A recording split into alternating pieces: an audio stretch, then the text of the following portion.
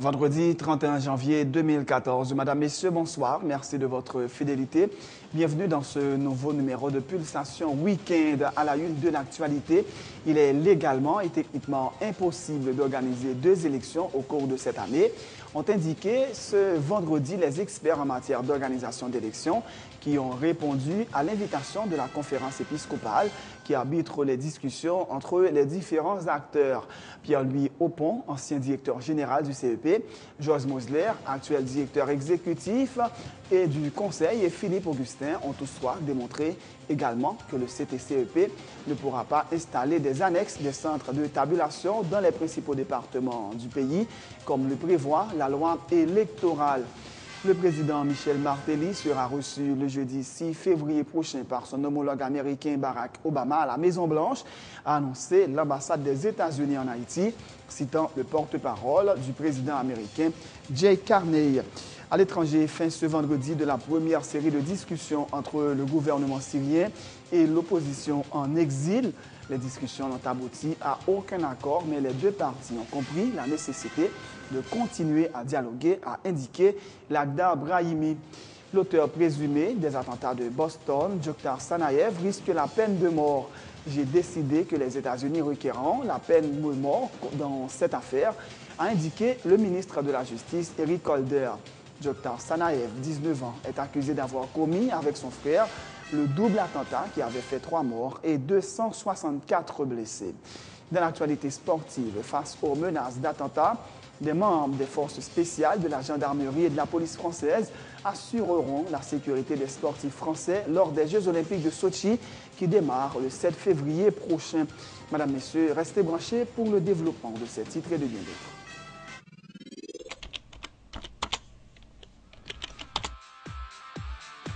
Bienvenue dans cette édition d'information Pulsation, l'essentiel de l'actualité de la journée. Merci de votre fidélité. Bienvenue dans ce premier numéro de Pulsation Week-end.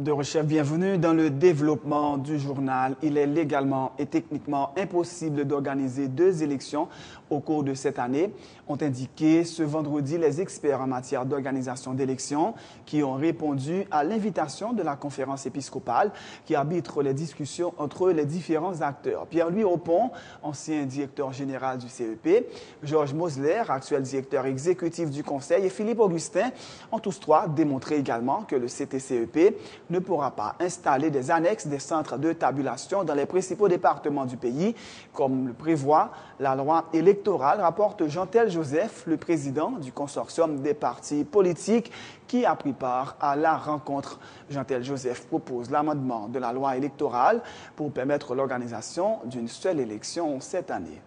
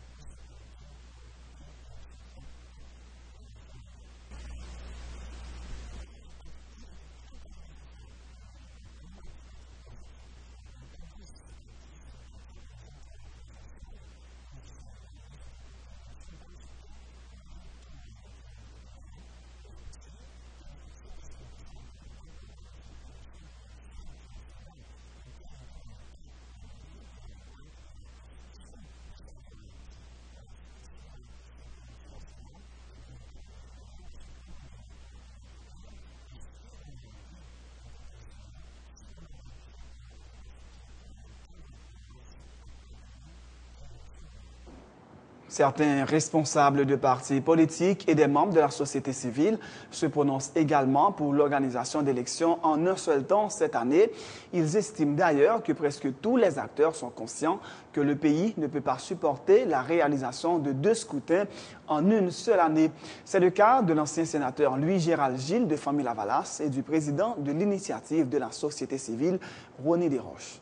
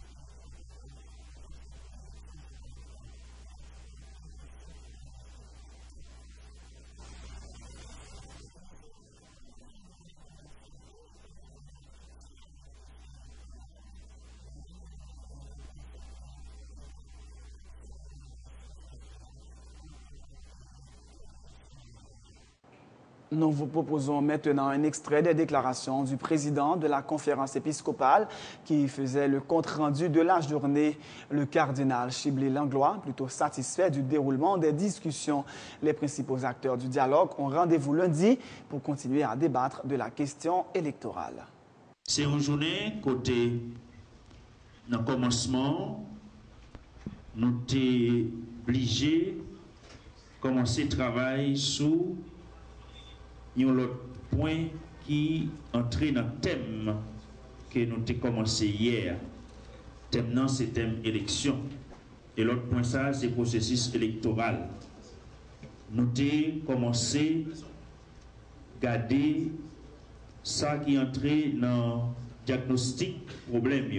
Mais puisque depuis hier, nous avons un projet pour nous gagner un technicien dans la question élection qui vient éclairer l'Assemblée. Les arrivés, c'était 11 h. Les techniciens sont venus, nous quitter le travail ça pour nous écouter. Et techniciens ça qui c'est M. Pierre-Louis Aupont, Georges Mousseler, Philippe Augustin, les ont venus, ils ont fait exposer, ils ont éclairé l'Assemblée bien éclairé sous question élection. Groupe qui était pour une seule élection dans l'année, dit d'après éclairage de joindre, avec toute contrainte qui gagne, il croit que il est plus confortable encore dans la position. C'est toujours une seule élection. L'autre groupe qui était pour 2 élections, ils ont même les ont fini peut-être ensemble, ils ont jugé qu'il faut continuer réfléchir sur causer ça. Ils ont décidé pour ce lundi qui vient là pour voter pour proposition par eux. Mais il faut que nous fassions tout le monde connaître que entre Parlement avec l'exécutif là, il y a un travail atelier qui était fait tout. Ils ont fini fait travail par eux. Ils ont surtout ouais, il y a un gros problème dans les affaires loi électorale là, et il y a une urgence pour être capable de chercher moyen résoudre le problème ça qui est dans la loi électorale là, qui fait que l'élection rencontrée avec difficulté. Il te promettent pour être capable de travailler plus que ça. Le président du Sénat, Dieuseul Simon Dera, a réaffirmé sa position de ne pas participer au dialogue tant que le chef de l'État ne publiera pas les noms des nouveaux juges désignés à la Cour des comptes. Le parlementaire déplore également que les partis proches de l'exécutif essayent d'influencer les débats en participant avec plusieurs représentants de manière à créer le surnombre au moment des votes. Il dit souhaiter que cette anomalie soit corrigée lors de la 2e phase des négociations. Moi, j'ai gagné une appréhension Nous avons pris l'appréhension sur la question dialogue là dérapé dans le sens que en août année dernière, il était tenté de faire un dialogue et dans le Caribé, nous rappelons, il y a gagné une majorité présidentielle qui était présente en termes de partis politiques. Je dis, moi, tendance à, parce que je me fais une visite de courtoisie en haut, moi, même tendance à développer, tant qu'il y a des plateformes politiques, il y a un représentant ou bien trois représentants par plateforme, dépendamment de ça, de signer dans le protocole là. Mais toute composante de plateforme est présente. En delà que la plateforme est représentante, mais toute composante de plateforme là. Si la plateforme a 20 partis politiques, toutes 20 partis politiques sont présents. On va bien faire plateforme dans le cas ça. Donc, c'est aller en termes de quantité pour être capable d'impressionner en termes de quantité si on vote qu'a fait pour influencer le vote là. C'est une mauvaise démarche. Il y a des gens qui croient qu'il y a une mauvaise gouvernance. Il y a des gens qui croient que les gens politiques là, les gens gouvernance politique là, il pas bon, il faut qu'il change. Eh bien, les gens ils ont une position d'opposition. Eh bien, ils pensent qu'il faudra concilier, essayer de venir en accord avec des accords qui y a avec le pouvoir exécutif là. Pour accorder des accords, il faut qu'il y ait un dialogue. C'est nécessaire que les gens aient fait dialogue là.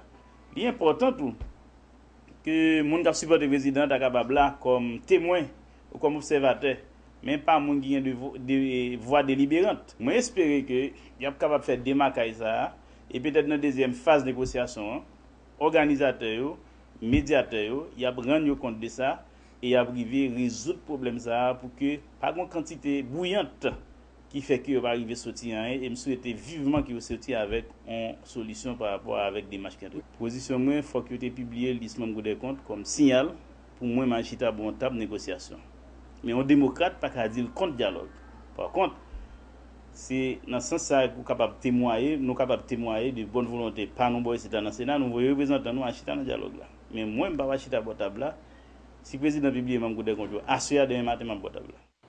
Tout à fait autre chose. Le président Michel Martelly sera reçu le jeudi 6 février prochain par son homologue américain Barack Obama à la Maison-Blanche, a annoncé l'ambassade des États-Unis en Haïti, citant le porte-parole du président américain Jay Carney. M. Carney n'a toutefois pas donné de précision sur la teneur entendue des discussions entre les deux dirigeants. Le ministre de l'Éducation nationale, Vanner Pierre, le directeur général de la PNH, Godson Aurelius, et le secrétaire d'État à la sécurité publique, Reginald Delva, ont répondu jeudi à la convocation de la Chambre des députés. Ils ont fourni des explications sur la grève des enseignants des écoles publiques et les violences enregistrées lors des manifestations des lycéens à travers le pays. Le ministre Vanner Pierre a mis en avant l'intégration massive de manière irrégulière de plusieurs enseignants pour justifier les difficultés à régulariser la situation. Il a cependant souligné que de 2011 à date, 8137 enseignants ont été régularisés. Le ministère planche actuellement sur le dossier de 3500 professeurs, a indiqué Vanner Pierre. 2011-2012, il y a 2440 nominations qui fait. 2440 personnes qui travaillent sans lettre de nomination, nous régularisés. Pour 2012-2013, il y a 2779 lettres de nomination que je signe, toujours dans la logique de régularisation de cas enseignants qui sont dans la salle de classe qui ne pas pas une lettre qui travaillent. Seulement, premier trimestre 2013-2014, moi signé 2618 lettres de nomination.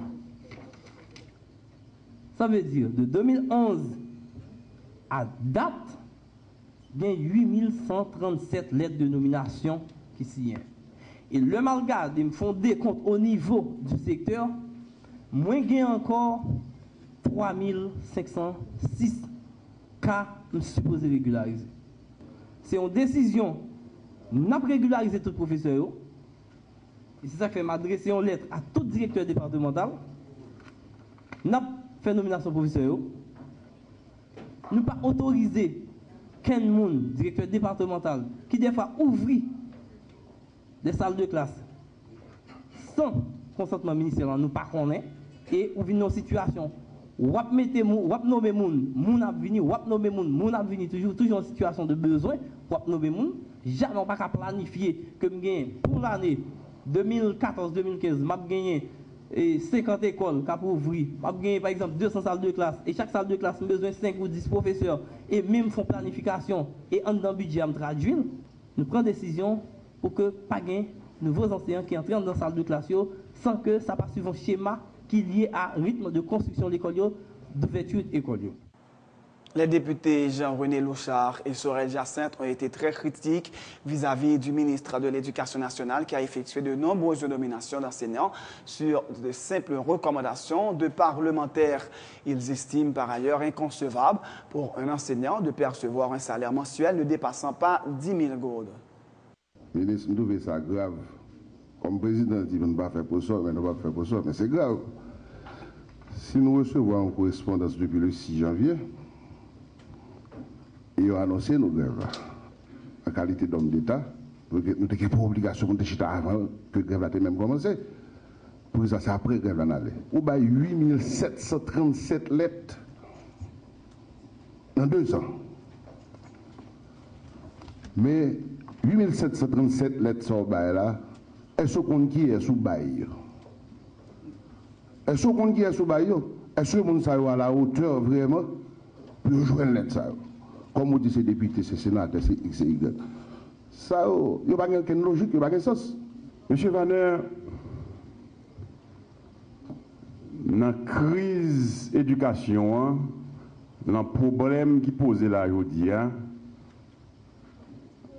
je pense que Chamna a une bonne opportunité pour expliquer et pour dire nous, mais qui solution qu'on va le porter.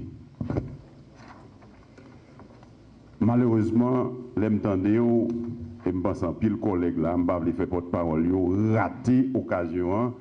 Même gens qui ont raté l'occasion, au fin de discuter avec le syndicat, ou pour une solution, on pas capoter le message là, malheureusement.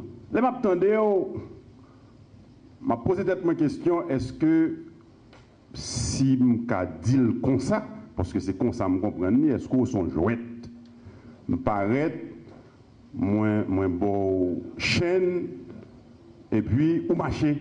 L'exposé là, franchement, monsieur le ministre, m'a demandé l'éducation que le président lui fait servir de grand E et cheval de bataille et me comprendre parce que la constitution lui trace déjà, il fait que suivre lui.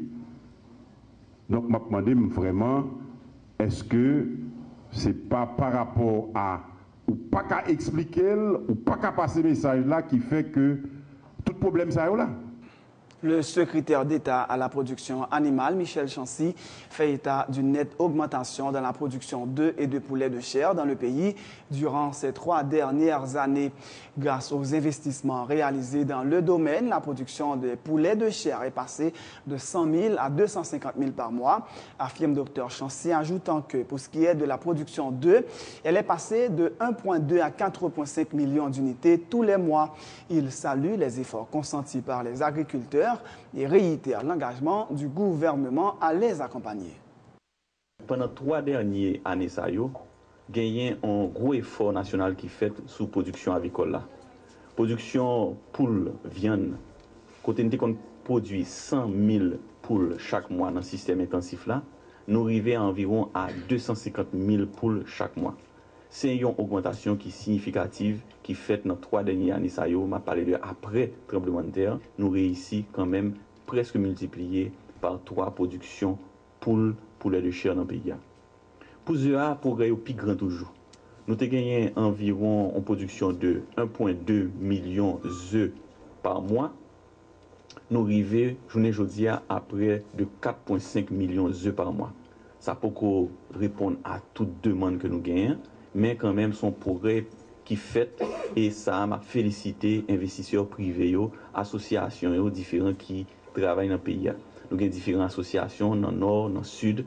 Et si moi je prends simplement dans le département sud, nous avons à peu près en production de 10 000 pondeuses qui chaque jour ben nous entre 7 à 8 000 œufs chaque jour que l'hôtel, restaurant dans le département sud a consommé grâce à l'association aviculteurs du sud à Savis. Et dans le même département, ça, nous travaillons tout pour augmenter la production maïs. Parce que la production maïs, pour le manger maïs, c'est un ingrédient qui est important. Et nous avons un projet pour nous mettre pour la cantine scolaire. D'ici l'année prochaine, nous avons souhaité pour gagner environ 400 000 œufs chaque mois qui allaient dans le programme cantine scolaire. Dans le niveau contrôle marché, si nous songeons bien, il y a deux actions que le gouvernement fait. Premièrement, nous mettons frein pour que le marché n'a pas envahi avec des produits qui non contrôlés sanitairement. Principalement, œufs qui tapent si Saint-Domingue sans aucun contrôle sanitaire.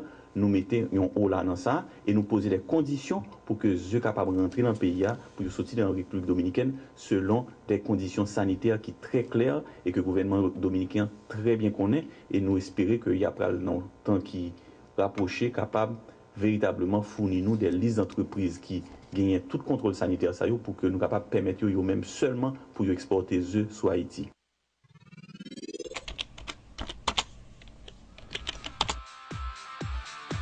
Bienvenue dans cette édition d'Information Pulsation, l'essentiel de l'actualité de la journée. Merci de votre fidélité. Bienvenue dans ce premier numéro de Pulsation Week-end.